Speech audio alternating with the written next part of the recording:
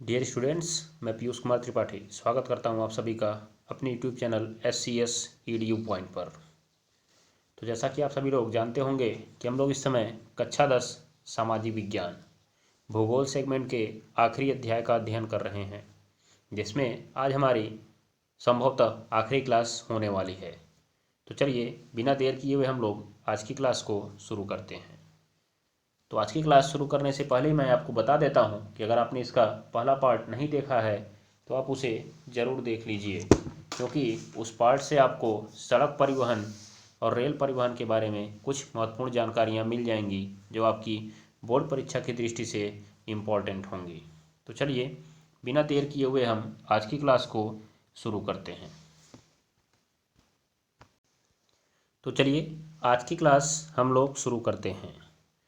आज की क्लास में हम लोग अध्ययन करेंगे जल परिवहन और वायु परिवहन का। ध्यान दीजिएगा। तो जल परिवहन और वायु परिवहन का अध्ययन करने से पहले मैं आपको रेल परिवहन के बारे में एक बात बताना चाहता हूं कि रेल परिवहन जो है हमारा एक सार्वजनिक क्षेत्र के अंतर्गत आता है। किसके अंतर्गत आता है? सार्वजनिक क्षेत्र के अंतर्गत आता है। आपको इस बात को मैंने उस दिन बता दिया था।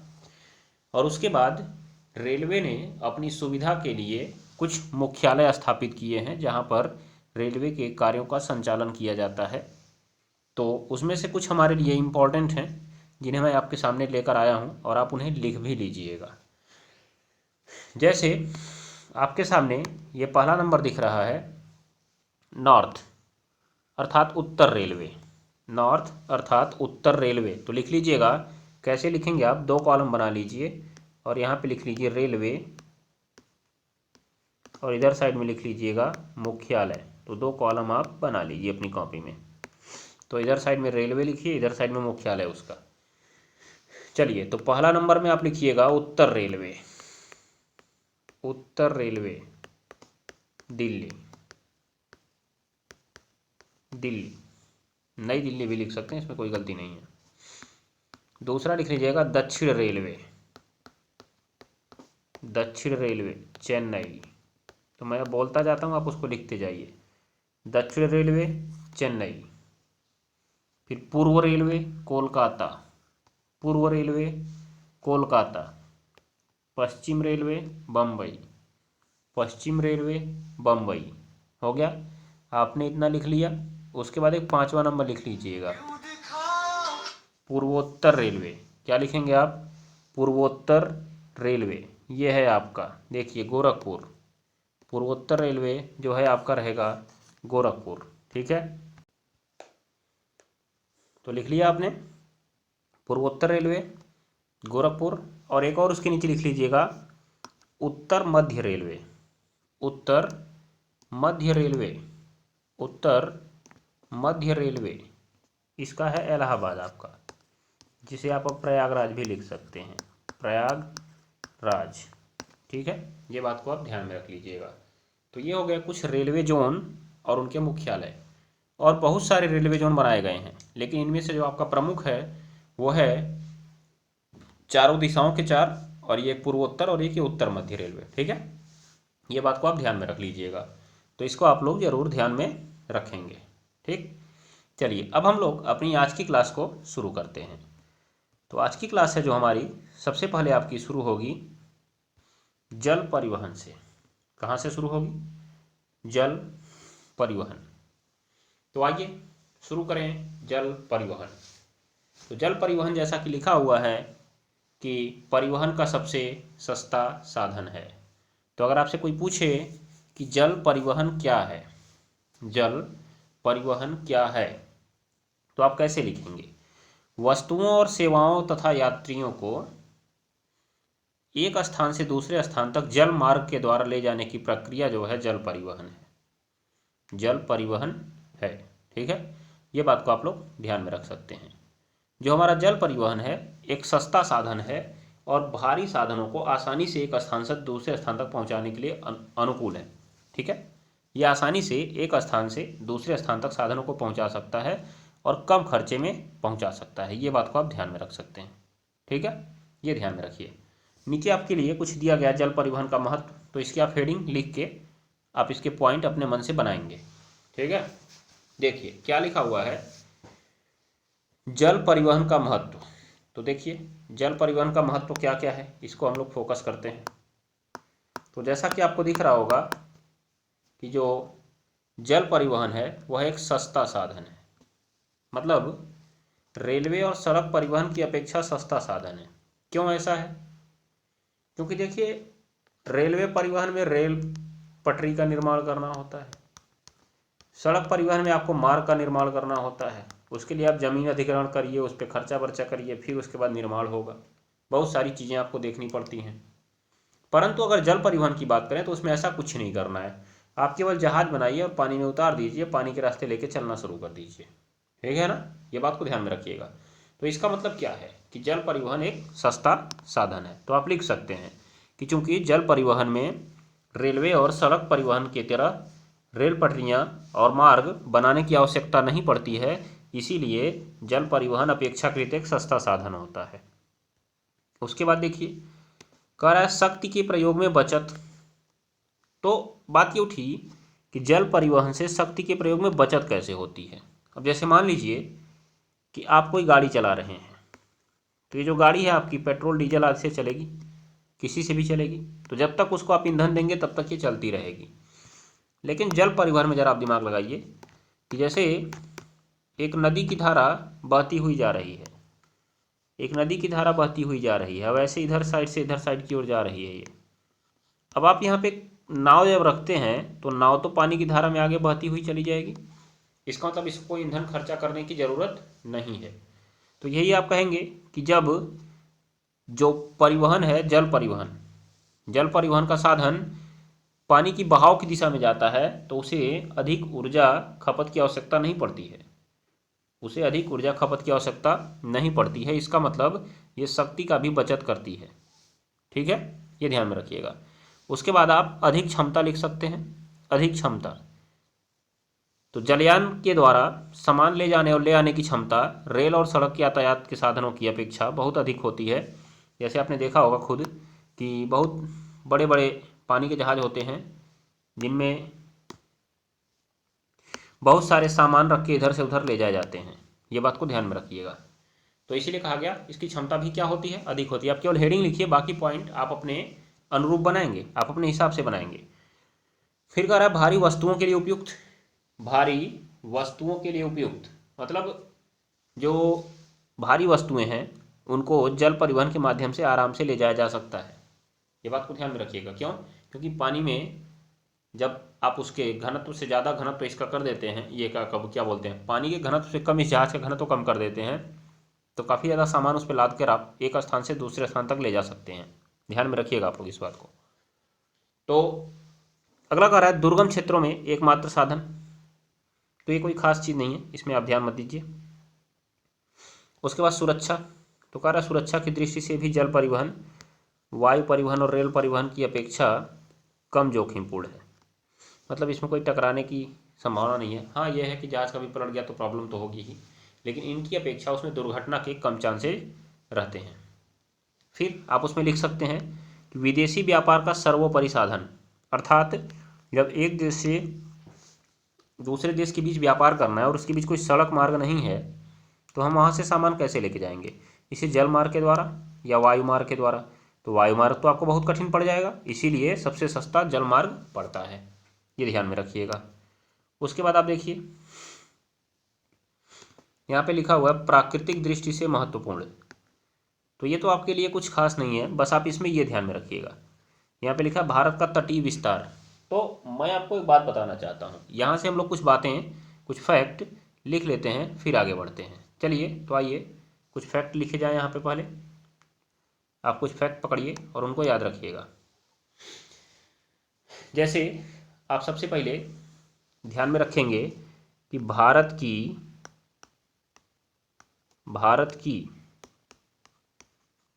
कुल तटरेखा की लंबाई, भारत की कुल तटरेखा की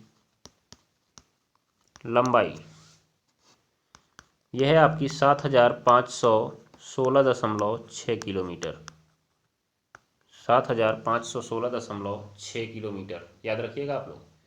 उसके बाद इसमें जो है इसमें दो हिस्से हैं, ध्यान दीजिएगा, एक द्वीप का है, जैसे अंडमान निकोबार द्वीप समूह वो लक्षद्वीप है।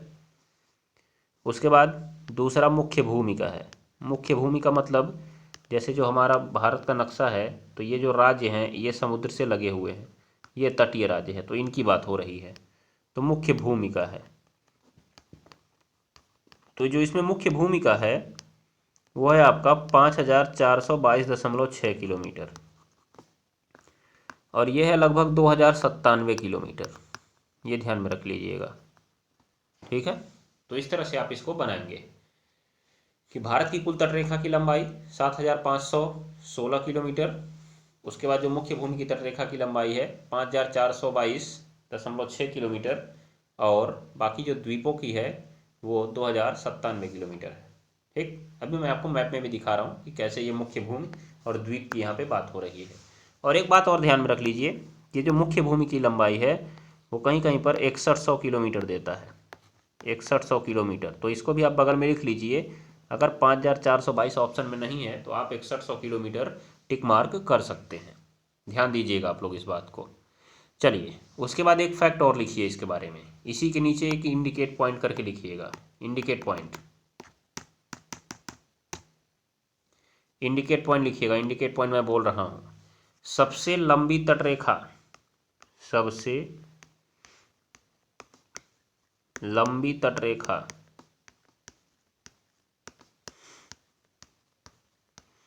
राज्यों में गुजरात की है, राज्यों में आपका गुजरात की है, ध्यान दीजिएगा आप लोग, गुजरात की फर्स्ट नंबर पर।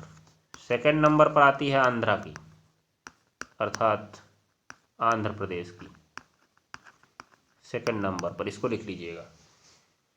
सबसे लंबी तटरेखा गुजरात की, दूसरे नंबर पर आंध्र प्रदेश की, और सबसे छोटी तटरेखा गोवा, सबसे छोटी नीचे लिख लीजिएगा, सबसे छोटी गोवा, सबसे छोटी कौन होगा, गोवा होगा। ध्यान दीजिएगा आप लोग इस बात को। चलिए, तो ये हो गया तटरेखा के बारे में। उसके बाद आप स्थल रेखा की बात कर लीजिए। स्थल रेखा, भारत की स्थल रेखा कितनी है, स्थल रेखा, भारत की जो स्थल रेखा है वो है लगभग 15,200 किलोमीटर, 15,200 किलोमीटर। ध्यान दीजिएगा आप लोग,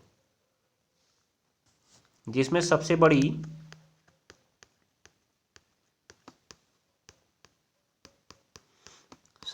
लगती है चीन के साथ, किसके साथ, चीन के साथ, और सबसे छोटी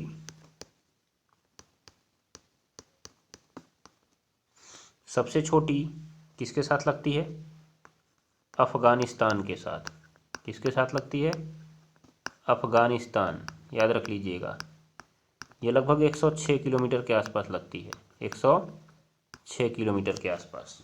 ध्यान दीजिए आप लोग इस बात को। एक चीज़ थोड़ा आप लोग यहाँ पे ध्यान दीजिएगा, ये जो चीन आता है सबसे बड़े में वो दूसरे नंबर पर आता है, नोट कर लीजिए, सही कर लीजिएगा इसको। चीन जो है दूसरे नंबर पर है, पहले नंबर पर आपका आता है बांग्लादेश, पहले नंबर पर आपका आता है बांग्लादेश। ध्यान दीजिएगा, नोट कर लीजिए इसको, सब पहले नंबर पर बांग्लादेश। मतलब भारत की जो स्थलीय सीमा है, स्थलीय सीमा वो कितनी है, स्थलीय सीमा भारत की है 15,200 किलोमीटर, जिसमें आपकी सबसे ज़्यादा लगती है बांग्लादेश के साथ। कितने किलोमीटर लिख लीजिएगा, लगभग 4,096 किलोमीटर, कोष्ठक में वही लिख लीजिएगा अपना। ये देखिए, ये फैक्ट आपसे पूछे जा सकते हैं इसलिए मैं इनको बता रहा हूँ, ध्यान दीजिएगा आप लोग। उसके बाद ये जो चीन का है, चीन का लिख लीजिएगा, चीन का यहीं लिख लीजिए 3,488 किलोमीटर, 3,488 किलोमीटर। ध्यान दीजिएगा, 3,488 किलोमीटर हो जाएगा। और सबसे छोटा अफगानिस्तान के साथ है 106 किलोमीटर।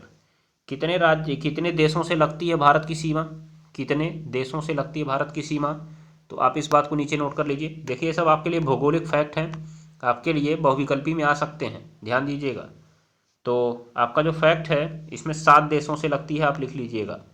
भारत की जो स्थलीय सीमा है वो 7 देशों से लगती है, 7 देशों से।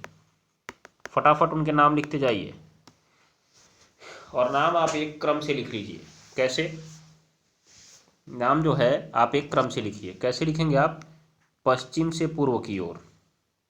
जो आप नाम लिखेंगे वो लिखेंगे पश्चिम से पूर्व की ओर।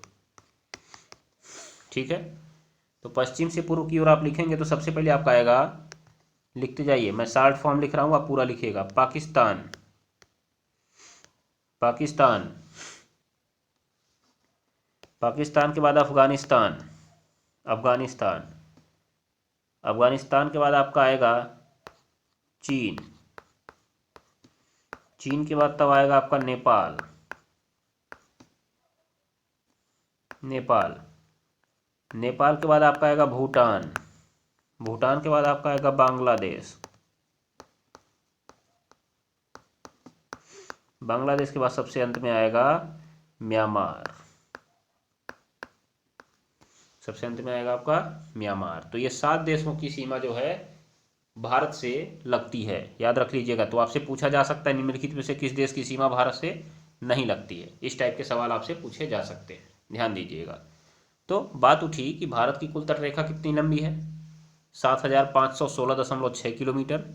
और भारत की कुल स्थल रेखा कितनी लंबी है? भारत की कुल स्थल रेखा कितनी लंबी है? 15,200 किलोमीटर हो जाएगा, जिसमें सबसे ज़्यादा लगती है बांग्लादेश के साथ, फिर आपकी लगती है चीन के साथ, और सबसे कम लगती है अफगानिस्तान के साथ। ये बात को भी आप गांठ बांध लीजिएगा। चलिए, तो ये बात हो गई भारत की सीमा के बारे में। तो ज़रा हम देख लेते हैं ये जो भारत की सीमा है वो कैसे बात हो रही है इसमें। देखिए, यहाँ थोड़ा मैप में देखने का प्रयास करिए। ये जो ऊपर आपको थोड़ा हरा कलर का चीज़ दिख रहा है, ये चीज़, ये स्थल सीमा है, ये भारत की स्थल सीमा है। उसके बाद नीचे जो देखिए आपको नीला नीला दिख रहा है, ये आपकी कौन सी सीमा है? ये आपकी समुद्री सीमा है, अर्थात तट सीमा है, तटीय सीमा है। ध्यान दीजिएगा। तो चलिए जरा इनमें हम लोग देख लेते हैं, जिन देशों की बात किए हैं वो कौन कौन से कहाँ कहाँ पर हैं। तो पहली बात तो देखिए, जो आपका पाकिस्तान है ये यहाँ से ऐसे लगा हुआ है, ये इस तरह से, ये यहाँ तक लगा हुआ है। यहाँ पर ये जो छोटा सा हिस्सा है, ये वाला, ये हिस्सा, यहाँ पे आप ध्यान दीजिएगा, यहाँ पे मेरी कलम चल रही है, ये हिस्सा भारत का अफगानिस्तान से लगा हुआ है, जो कि 106 किलोमीटर का है।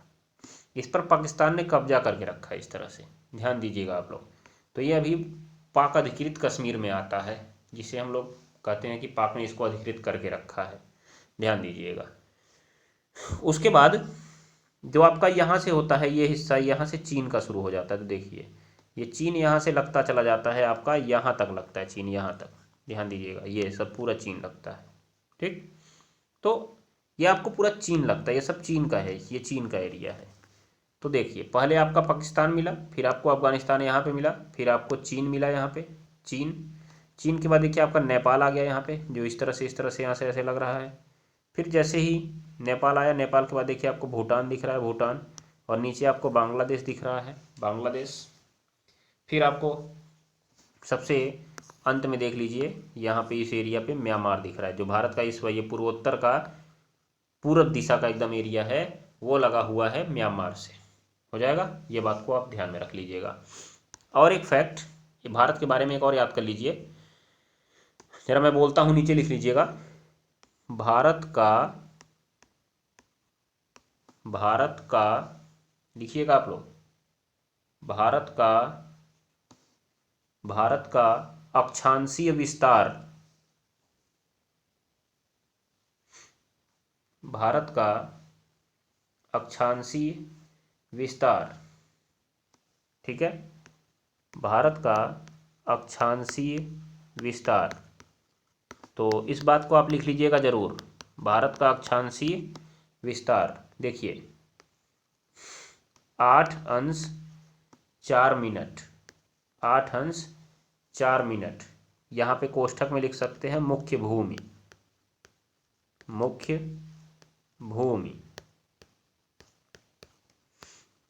या 6 अंश 4 मिनट, ये तटीय भूमि है। क्या है? तटीय भूमि, मतलब अंडमान निकोबार द्वीप समूह पे ये पाई जाती है, द्वीप पे लेके पूरा द्वीप से लेकर, लिखते जाइएगा उसी में, लेकर 37°6", लेकर 37°6" हो जाएगा। तो ये भारत का अक्षांशीय विस्तार हो गया। ठीक उसी के नीचे दूसरा सवाल आप लिख लीजिएगा, भारत का देशांतरीय विस्तार, भारत का देशांतरीय विस्तार, देशांतरीय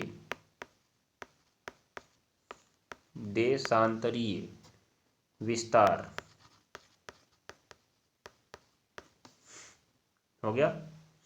देशांतरीय विस्तार, इसको लिखिएगा 68°7" से 98°7" से 97°25". मिनट का मतलब ये एक लाइन ऊपर खींच दिया करिए, हो जाता है मिनट। पूर्वी देशांतर, कौन सा देशांतर जी? पूर्वी देशांतर हो जाएगा। ये बात को ध्यान में रख लीजिएगा।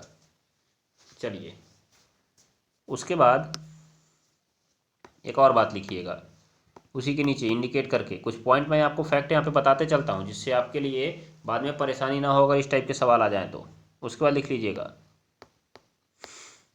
भारत की मानक समय रेखा, मानक समय रेखा 82.5° देशांतर, मतलब 82°30" आप लिख सकते हैं, चाहे इसको आप 82.5 लिख सकते हैं, 82.5, क्योंकि आधा अंश है ना एक प्रकार से, याद रखिएगा। जब 60 मिनट होता है तो एक अंश हो जाता है, तो 30 मिनट है, इसका मतलब आधा अंश है, इसीलिए 82.5°। तो भारत की मानक समय रेखा 82.5°, पूर्वी देशांतर, पूर्वी देशांतर, उसमें आप लिख सकते हैं प्लस 5.5 GMT, 5:30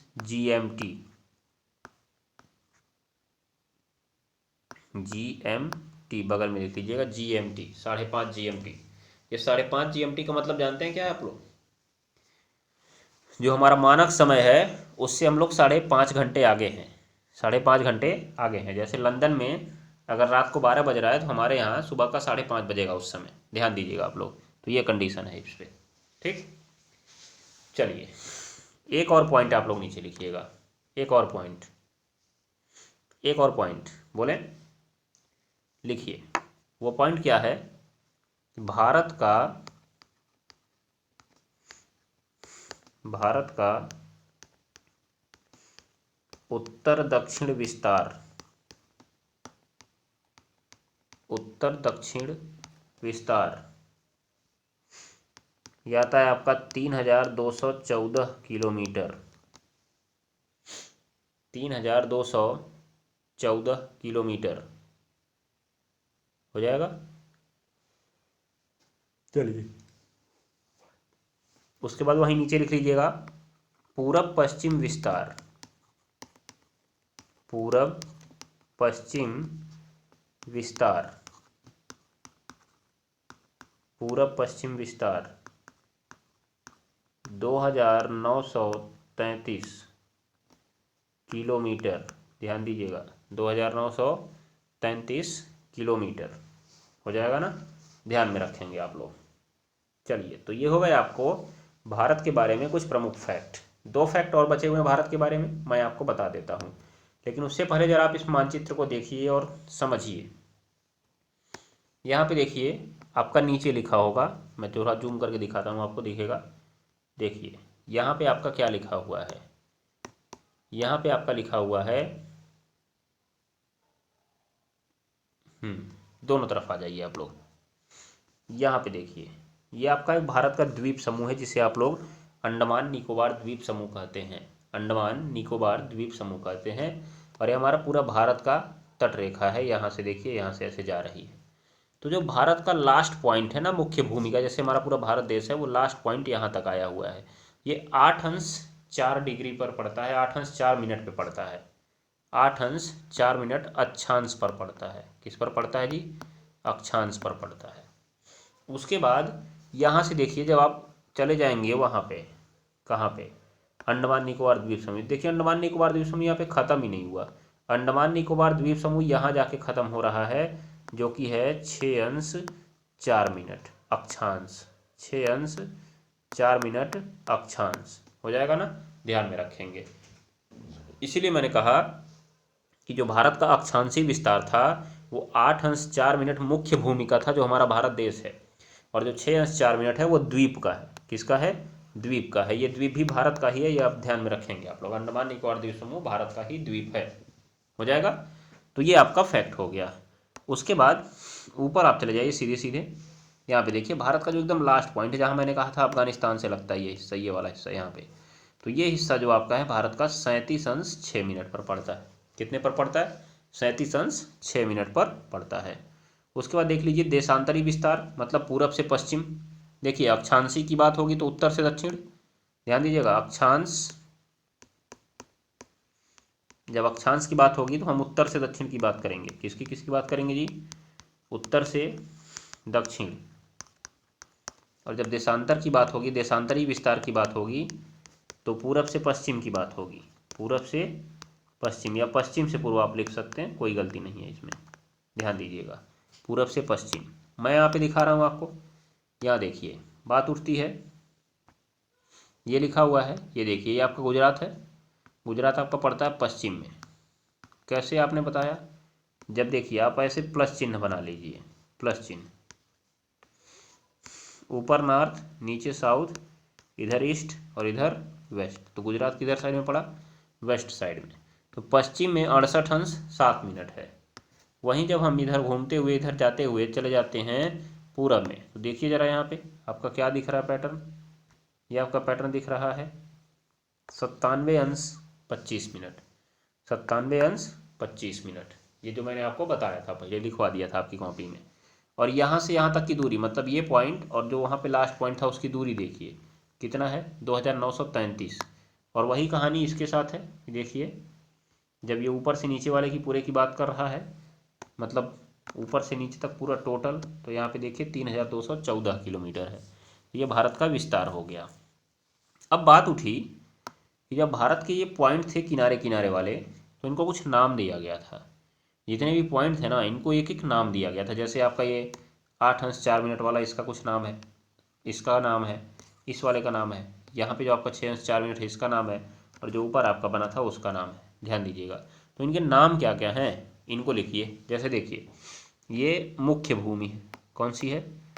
मुख्य भूमि। और कहाँ पर है? दक्षिण में, क्योंकि आप देखिए नीचे साउथ होता है और ऊपर क्या होता है? नॉर्थ। तो ऊपर वाले को हम उत्तरतम बिंदु कहेंगे और नीचे वाले को हम दक्षिणतम कहेंगे। इधर वाले को हम पूर्वतम कहेंगे और इधर वाले को हम पश्चिमतम कहेंगे। ठीक है, अर्थात पश्चिमी बिंदु, याद रखिएगा। तो चलिए देखा जाए इनको कौन कौन से हैं। ये कॉपी में 2 कॉलम बनाइए और उसमें लिखिएगा। देखिए ऐसे 2 कॉलम बना लीजिए, 2 कॉलम।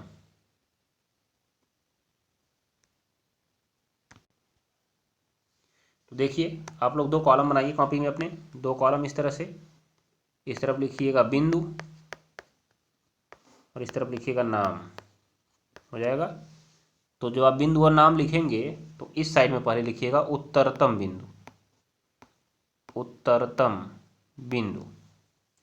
तो जो आपका उत्तरतम बिंदु है वो है इंदिरा कौल, इंदिरा कौल, कौल कहते हैं या कौल भी कहते हैं, इंदिरा कौल, हो जाएगा। ये बात को आप ध्यान में रखिएगा। इंदिरा कौल जो कि इस समय लद्दाख में है आपका, कहाँ पे है? लद्दाख में, ध्यान दीजिएगा। चलिए उत्तरतम के बाद उसके नीचे लिख लीजिएगा, उसके नीचे दक्षिणतम, दक्षिणतम, दक्षिणतम, दक्षिणतम में आप लिख लीजिएगा इंदिरा पॉइंट, इंदिरा पॉइंट या पिग्मेलियन पॉइंट,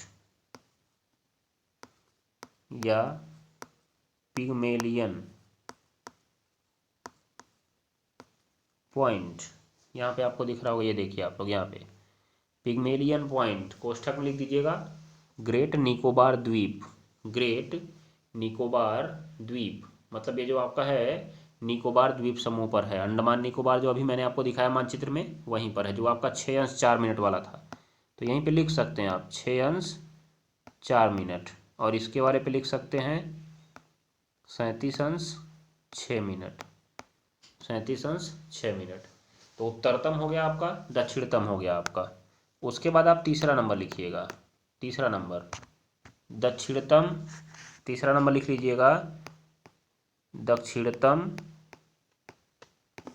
मुख्य बिंदु, ऐसे कोष्ठक में लिख लीजिएगा मुख्य बिंदु, दक्षिणतम मुख्य बिंदु यह है आपका कन्याकुमारी तमिलनाडु।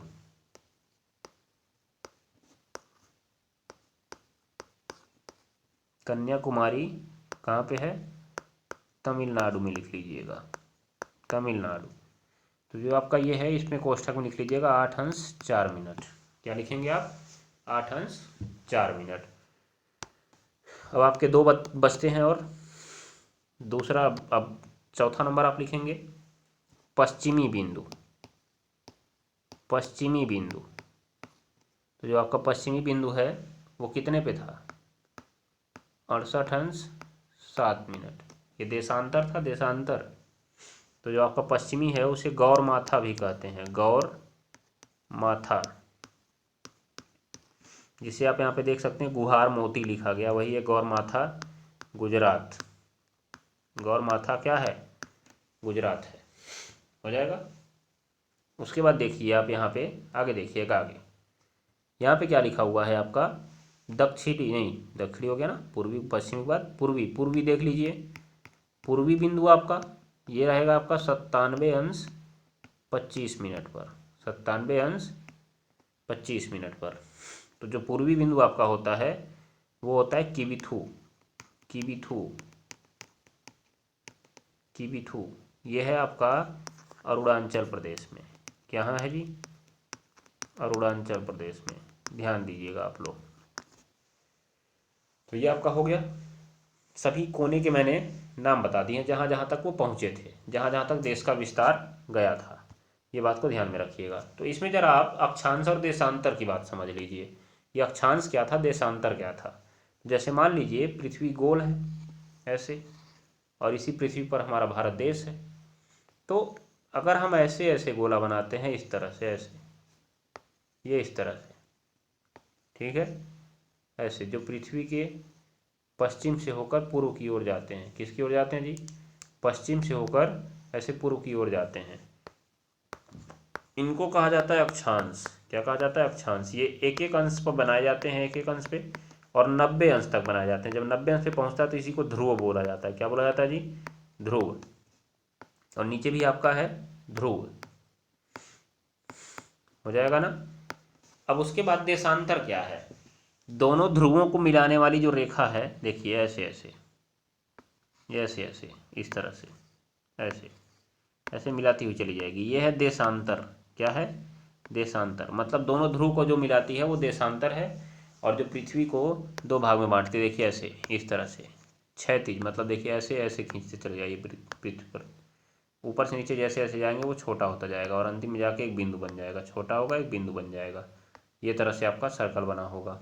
बाकी जो आपका देशांतर होता है, देशांतर हमेशा कैसे रहेगा आपका, ऐसे है पृथ्वी, तो ये आपका नॉर्थ पोल है, ये आपका नीचे साउथ पोल है। क्योंकि मैंने कहा ना आपसे, प्लस बनाइए, ऊपर होता है नॉर्थ, नीचे होता है साउथ, इधर होता है ईस्ट और इधर होता है west, east west north south. तो यहाँ पे आपका उत्तरी ध्रुव हो गया और नीचे दक्षिणी ध्रुव हो गया। यहीं से आपको मिलाना है हमेशा, यहीं पे आपको मिलाना है, यहीं पे, कहीं और नहीं। ध्यान दीजिएगा, यही है आपका देशांतर। तो देशांतर आपका उत्तर से दक्षिण को मिलाने पर मिलता है, और आपका अक्षांश जो है पूरब से पश्चिम को मिलाने पर मिलता है। लेकिन जब हम देशांतरी विस्तार की बात करते हैं तो पूरब से पश्चिम की ओर चलते हैं, और जब अक्षांशी विस्तार की बात करते हैं तो उत्तर से दक्षिण की ओर चलते हैं। हो जाएगा, इधर से इधर अक्षांशी विस्तार होता है और इधर से इधर देशांतरी विस्तार होता है। ध्यान दे लीजिएगा आप लोग। चलिए, तो हम लोग अब आगे चलते हैं, अपनी क्लास को शुरू करते हैं। तो आपने यहाँ पे अभी तक समझ लिया होगा कि भारत की स्थल रेखा और तट रेखा। तो तो भारत की स्थल रेखा देखिए यहाँ से शुरू हो रही है, ये ऐसे ऐसे जा रही है, जिसके बारे में हमें जानकारी नहीं लेनी है। हमें तो भारत की तट रेखा के बारे में जानकारी लेनी है, जो यहाँ से शुरू होते हुए इस तरह से जा रही है। क्योंकि अब हम लोग क्या पढ़ रहे हैं, जल परिवहन, तो जल आपको इधर साइड में ही दिख रहा है। आपने स्थल परिवहन पढ़ लिया है, वो खत्म हो चुका है, तो जल परिवहन आपको पढ़ना है, जो कि यहाँ से शुरू होगा। हो जाएगा ना। तो आइए, जल परिवहन का महत्व तो आपने देख ही लिया था। जल परिवहन का महत्व आपने देख लिया था क्या है। हम लोग आगे बढ़ते हैं। आप लोग जल परिवहन के महत्व में आपने क्या देखा। जल परिवहन के महत्व में आपको दिखा कि ये हमारे लिए एक सस्ता साधन है। सस्ता साधन, तो देखिए जल परिवहन के बारे में हमने पढ़ा कि जल परिवहन जो है एक सस्ता साधन है। जल परिवहन में शक्ति की कम खपत होती है, इसकी क्षमता अधिक होती है, भारी वस्तुओं के लिए उपयुक्त होती है, इसमें सुरक्षा ज़्यादा होती है, जोखिम कम होता है, और विदेशी व्यापार का सबसे इम्पोर्टेंट साधन है। उसके बाद इसमें लास्ट में देख लीजिए कम पूंजी की आवश्यकता भी होती है। वही कहानी है जो मैं आपको पहले ही बता चुका हूँ, क्योंकि इसमें खर्चा कम लगता है, इसीलिए इसमें आप कह सकते हैं कि कम पूंजी की आवश्यकता होती है। हो जाएगा। यहाँ से आपका एक फैक्ट निकल के आता है, आंतरिक जल परिवहन। देखिए जल परिवहन दो प्रकार से होगा, एक आंतरिक होगा और एक अंतर्राष्ट्रीय होगा। तो अंतर्राष्ट्रीय में आप जानते ही होंगे, जब एक देश से दूसरे देश तक जाएंगे हम लोग, उसे अंतर्राष्ट्रीय कहेंगे। तो अंतर्राष्ट्रीय परिवहन पर किसी का अधिकार नहीं होता, ध्यान दीजिएगा। उसमें सब लोग जा सकते हैं, उसके लिए एक अंतर्राष्ट्रीय बॉडी बनी हुई है जो इसका नियमन करती है। उसके बाद हम लोग आंतरिक की बात करते हैं, जो देश के अंदर होगा। तो कहेंगे देश के अंदर कैसे जल परिवहन जाएगा, वो तो किनारे समुद्र में जाएगा। अरे हमारे देश में भी बहुत बड़ी बड़ी नदियां हैं, गहरी नदियां हैं, उन नदियों से होकर सामान एक स्थान से दूसरे स्थान तक पहुंचाया जाता है। जैसे देखिए, ये आपका भारत का सबसे लंबा जलमार्ग है। इसमें आपको कुछ नहीं करना है, बस आप इसी को याद कर लीजिए, यही वाला याद करिएगा। भारत का सबसे लंबा जलमार्ग, ध्यान दीजिएगा, वाटर हाईवे है। वाटर हाईवे, ध्यान दीजिएगा, वाटर हाईवे 1। ठीक है। कहाँ से जाता है, हल्दिया से प्रयागराज जाता है। हल्दिया आपका पश्चिम बंगाल में, हल्दिया आपका पश्चिम बंगाल में है, और जो प्रयागराज है आपका यूपी। मतलब एक प्रकार से पश्चिम बंगाल से यूपी किस नदी पर बना हुआ है, गंगा नदी पर। तो गंगा नदी में से जो पानी के जहाज हैं वो हल्दिया से होकर प्रयागराज तक चलते हैं और सामानों को लेकर जाते हैं। यह सबसे लंबा जलमार्ग है, सबसे लंबा जलमार्ग। जैसे हम लोग नेशनल हाईवे में देखे थे सबसे लंबा NH-44 है, वैसे इसमें आपका जलमार्ग संख्या नंबर 1 सबसे लंबा है। ये बात को आप ध्यान में रख लीजिएगा। बाकी आपके लिए इसमें से कोई भी इम्पॉर्टेंट नहीं है, आपके लिए इसमें से कोई भी इम्पॉर्टेंट नहीं है। ये बात को आप अपनी दिमाग में बैठा लीजिए, जिससे आपको फ़ायदे में मिलेगा। ठीक है, ध्यान दे लीजिएगा। उसके नीचे देखिएगा, यहाँ पे लिखा हुआ है, यहाँ पे जलमार्ग संख्या 3, जलमार्ग संख्या 4, 5, 6। तो टोटल आपको कितने जलमार्ग दिख रहे हैं, 6। तो 6 आंतरिक जलमार्ग भारत में आपको दिख रहे हैं। तो ये नाम आप लिख सकते हैं कि भारत में 6 आंतरिक जलमार्ग हैं, ध्यान दीजिएगा। उसके बाद इसमें किसी के बारे में आपको विस्तार पूर्वक नहीं जानना है। जो आपको जलमार्ग संख्या 1 के बारे में जानना था मैंने बता दिया आपको, आप उसको ही बस ध्यान में रखिए। हमारे लिए इंपॉर्टेंट हेडिंग आती है ये समुद्री परिवहन, अर्थात आप इसे अंतर्राष्ट्रीय परिवहन भी कह सकते हैं। या देश में ही मान लीजिए एक छोर से दूसरे छोर तक पहुंचाना है तो इसका प्रयोग कर सकते हैं हम लोग, लेकिन नॉर्मली इसका प्रयोग अंतर्राष्ट्रीय परिवहन के लिए किया जाता है। तो यहाँ पर हम बात करेंगे कि जो भारत की तट रेखा है वो 7516 किलोमीटर लंबी है, जिसमें मुख्य भूमि आपकी 5422.6 किलोमीटर है। मैंने आपको पीछे ही बता दिया, इसीलिए मैंने आपको बताया था, क्योंकि अब यहाँ पे उसकी ज़रूरत पड़ेगी धीरे धीरे। तो इसमें आपके 13 बड़े बंदरगाह हैं, 13 कर लीजिएगा क्योंकि अब 13 हो चुके हैं, जिसमें से नीचे लिख लीजिएगा 12 सरकारी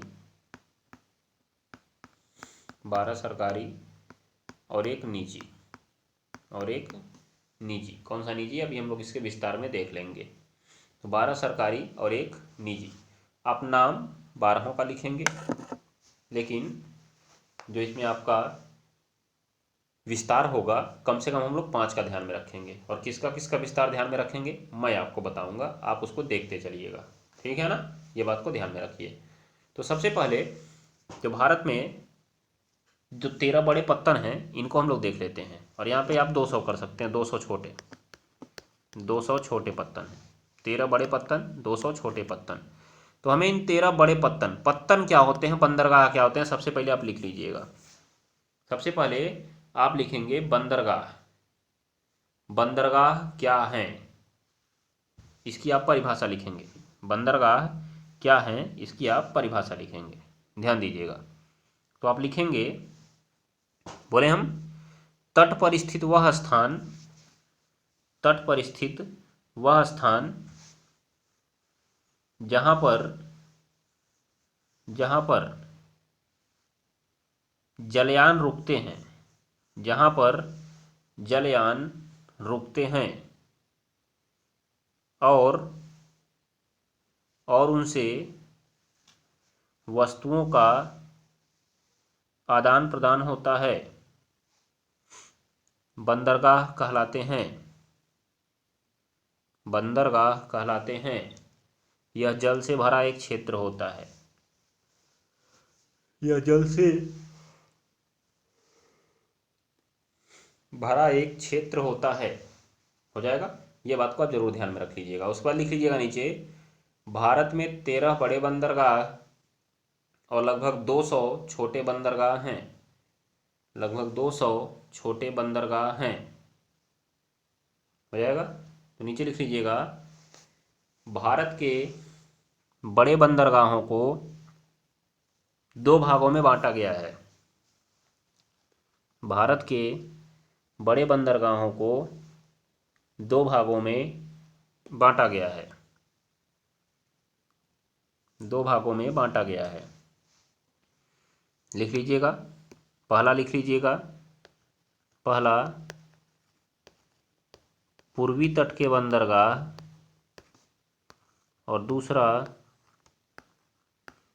पश्चिमी तट के बंदरगाह। ऐसे 2 कॉलम बना लीजिए और इसमें हम लोग लिखते चलते हैं कौन कौन से हैं साथ में। ध्यान दीजिएगा, पहला कॉलम बना लीजिए पूर्वी तट के और दूसरा कॉलम बना लीजिए पश्चिमी तट के, क्योंकि ये अब इम्पॉर्टेंट है, वेरी इंपॉर्टेंट है, याद रख लीजिएगा। पेपर में आपसे मानचित्र में पूछा गया सवाल है इसका। पेपर में आपसे मानचित्र में पूछा गया सवाल है, ध्यान दीजिएगा आप लोग।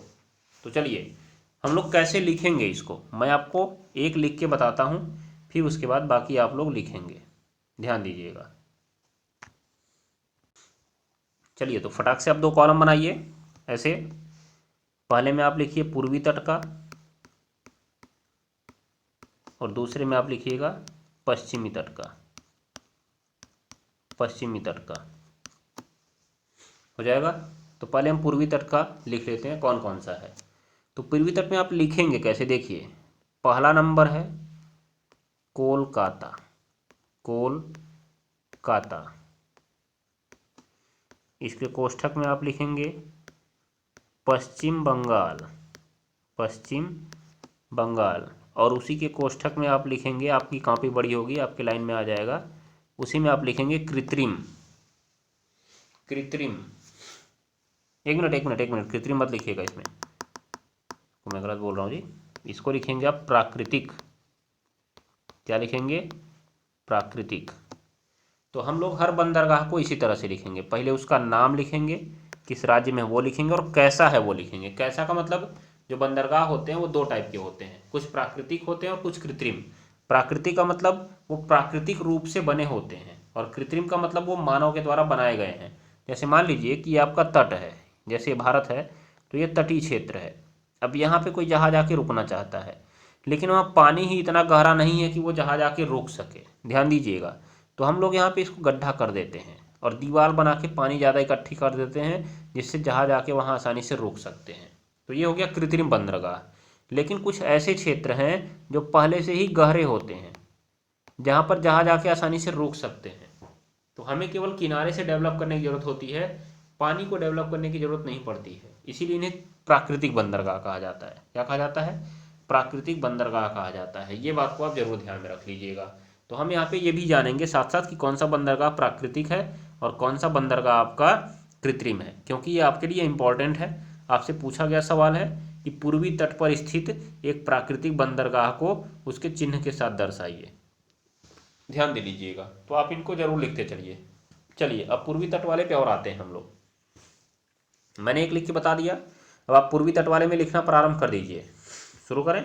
देखिए आप लोग, पूर्वी तट वाले में लिखना प्रारंभ करते हैं हम लोग। पूर्वी तट में आपको मिल गया कोलकाता। कोलकाता के बाद आप दूसरा लिख लीजिएगा हल्दिया। कोलकाता के बाद आप दूसरा लिख लीजिएगा हल्दिया। हल्दिया हो गया, हल्दिया हो गया आपको, हल्दिया हो गया कोलकाता, ये पश्चिम बंगाल। हल्दिया के कोष्ठक में लिखिएगा पश्चिम बंगाल, उसमें लिख दीजिएगा कृत्रिम। कृत्रिम, हल्दिया, पश्चिम बंगाल, कृत्रिम। हो गया ना, ध्यान दीजिएगा। उसके बाद लिखिएगा पारादीप। पारादीप, पारादीप। देखिए यहाँ से देखते जाइए। देखिए आपने जब ऐसे बनाया तो ये पड़ा ईस्ट, ये पड़ा वेस्ट, ऊपर पड़ा नॉर्थ, नीचे पड़ा साउथ। तो ईस्ट मतलब पूर्वी, तो अभी हम लोग पूर्वी तट का लिख रहे हैं, नहीं लिख रहे हैं, तो हम लोग इस साइड का लिखेंगे, इस साइड का। ध्यान दे लीजिएगा। तो इस साइड के जो बंदरगाह हैं वो गहरे हैं, इस साइड के बंदरगाह कम गहरे हैं, याद रखिएगा। इस साइड के बंदरगाह ज़्यादा गहरे हैं, ध्यान देंगे आप लोग। चलिए, तो अब देखिए क्या हुआ यहाँ पे, क्या बोला मैंने, पारादीप। पारादीप उड़ीसा, पारादीप उड़ीसा हो गया। ये आपका कृत्रिम बंदरगाह है। पारादीप उड़ीसा आपका कृत्रिम है, तो इस पे लिख लीजिएगा पारादीप वाले कोष्ठक में कृत्रिम। कृत्रिम। चलिए विशाखापत्तनम में लिखिए, विशाखापत्तनम आंध्र प्रदेश। देखिए राज्य भी बनाया आंध्र प्रदेश, यहाँ से लेके आपका यहाँ तक आता है, यहाँ तक, तो ये आपका उसी में है ना, ध्यान दे लीजिएगा आप लोग।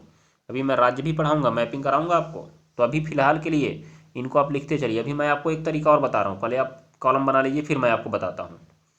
तो विशाखापत्तनम हो गया आपका आंध्र प्रदेश, ये हो गया प्राकृतिक, लिख लीजिएगा इसके कोष्ठक में प्राकृतिक, ध्यान दीजिएगा। उसके बाद अगला लिखिएगा, अगला चेन्नई। चेन्नई पोर्ट, उसका नाम ही है चेन्नई पोर्ट। उसके कोष्ठक में लिखिएगा तमिलनाडु। तमिलनाडु, तमिलनाडु। ये कैसा है आपका पोर्ट, ये है आपका प्राकृतिक, जो आपका तमिलनाडु है। एक मिनट, एक मिनट, एक मिनट, एक मिनट, प्राकृतिक नहीं, इसको कृत्रिम लिखिए, कृत्रिम। कृत्रिम है तमिलनाडु का चेन्नई जो है, कृत्रिम है, कृत्रिम। आपसे ये भी बहुविकल्पी में पूछा जा सकता है, कौन सा प्राकृतिक है, कौन सा कृत्रिम है, ध्यान दे लीजिएगा जरूर। उसके नीचे आप लिखिएगा, उसके नीचे एन्नौर। एन्नौर, एन्नौर, ये भी है तमिलनाडु। तमिलनाडु, इसका भी लिख लीजिएगा कृत्रिम। कृत्रिम हो गया ना, ये ध्यान में रखेंगे आप। उसके बाद तूतीकोरन लिख लीजिएगा, तूतीकोरन। तूतीकोरन, इसका नाम है वीओ चिदम्बरनार। वीओ चिदम्बरनार, तो आप उसको नहीं लिखेंगे तो भी चल जाएगा। तूतीकोरन तमिलनाडु, तूतीकोरन तमिलनाडु। ये भी आपका आर्टिफिशियल है, अर्थात कृत्रिम है। कृत्रिम, इसको भी लिख लीजिएगा कृत्रिम, ध्यान दीजिएगा। तो 3 पोर्ट आपके तमिलनाडु में दिख रहे हैं, तीनों कृत्रिम है, ध्यान दीजिएगा।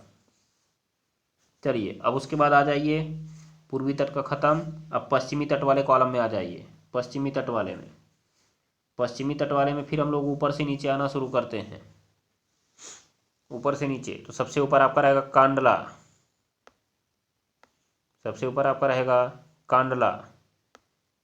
कांडला कहाँ है ये देख रहे हैं आप लोग, गुजरात। कांडला गुजरात, प्राकृतिक है ये। कांडला गुजरात, प्राकृतिक।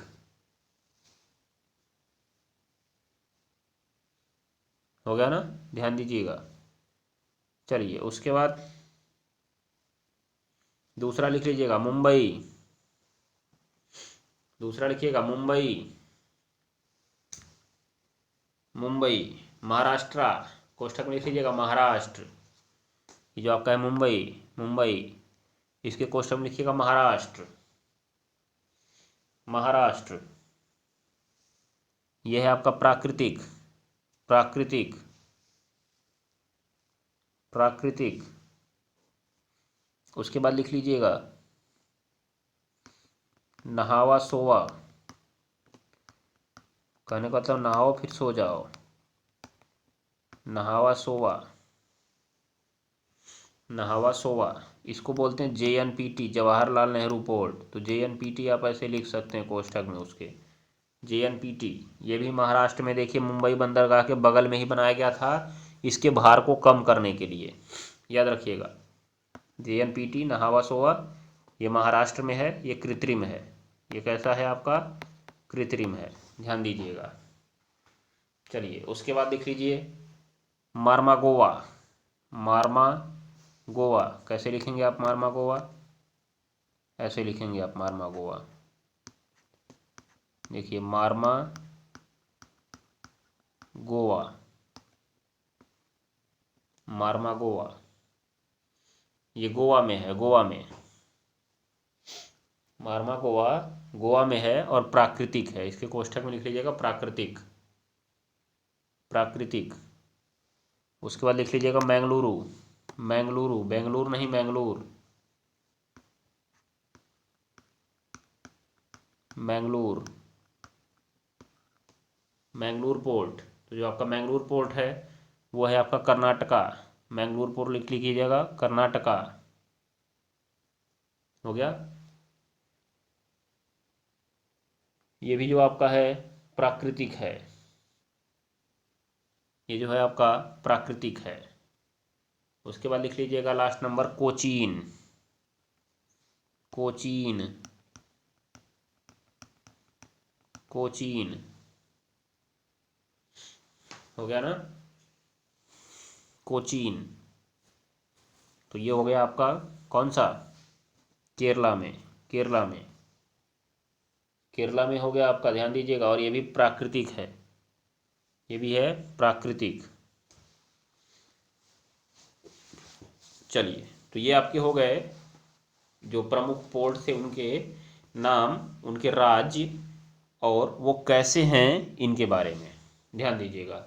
अब मैंने आपसे कहा था कि मैं अभी आपको एक तरीका बता रहा हूँ, तो आप एक काम करिए, आप अपनी कॉपी में एक भारत का नक्शा बनाइएगा। कैसे बनाएंगे आप लोग?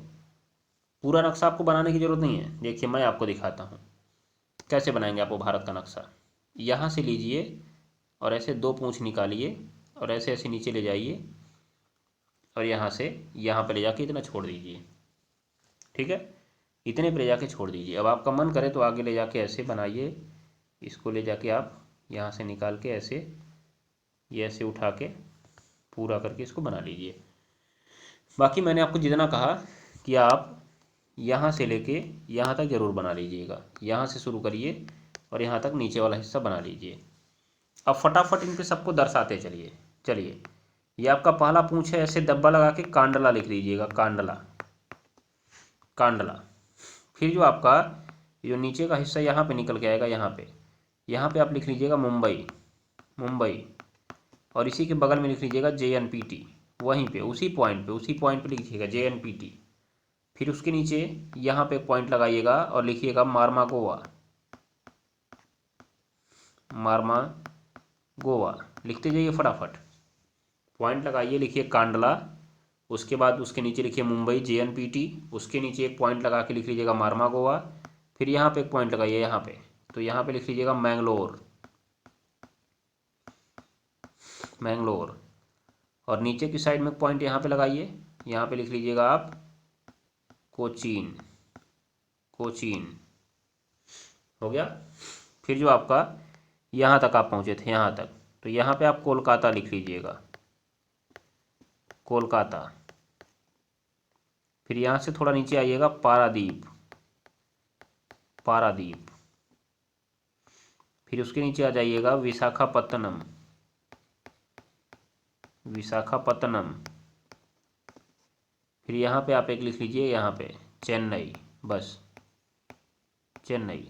तो आप इस भारत के नक्शे को बनाकर उसमें ऐसे भर दीजिए, जिससे आपको कभी भी दर्शाने को अगर आएगा तो आप आराम से इसको दर्शा सकते हैं।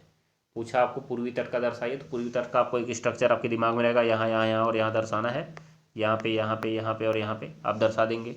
पश्चिमी तट का यहाँ पे यहाँ पे फिर यहाँ पे फिर यहाँ पे, ऐसे दर्शाते चले जाइएगा आप लोग पश्चिमी तट का भी।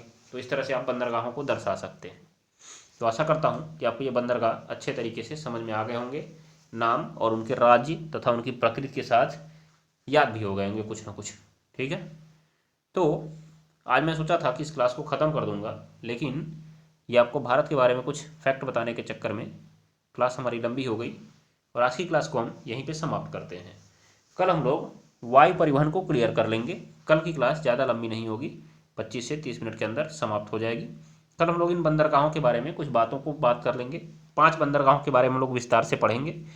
बाकी के बस आप ये नाम जानते रहिए, बाकी के इनके नाम जानते रहिए, यही आपके लिए इम्पॉर्टेंट है, उससे ज़्यादा इम्पॉर्टेंट ये आपके लिए नहीं है, ध्यान दे लीजिएगा आप लोग। तो चलिए आज की क्लास को हम लोग यहीं पे समाप्त करते हैं। नमस्कार, टाटा, बाय बाय। पढ़ते रहिए, पढ़ाते रहिए, हंसते रहिए और हंसाते रहिए।